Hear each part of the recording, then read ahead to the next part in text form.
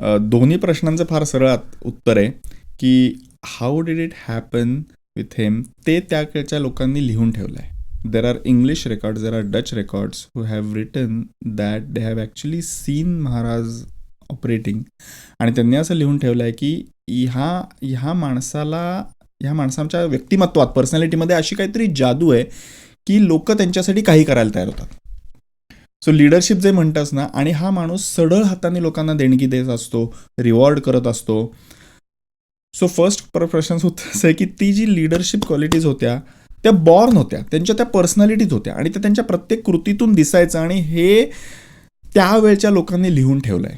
कोणीही त्यांना एकदा भेटलं किंवा बघितलं की त्याला एक ते त्यांच्या व्यक्तिमत्वाची मोहिनीच पडायची. मग ते रामदास स्वामी असू देत किंवा कवी भूषण असू देत किंवा त्या काळचे जे समकालीन लोकांनी लिहून ठेवलं ते असू देत, प्रत्येक माणसाने ते लिहून ठेवलं आहे. आणि नुसत्या आपल्या नाही तर इंग्लिश, डच, फ्रेंच रेकॉर्ड्सनी पण लिहून ठेवलं आहे. त्याच्यात त्यांच्या ज्या या सगळ्या लिडरशिप क्वालिटीज एकत्रित आल्या होत्या, त्या खरं सांगायचं ऑनेस्टली तर त्या जन्मजात होत्या. He was born with it.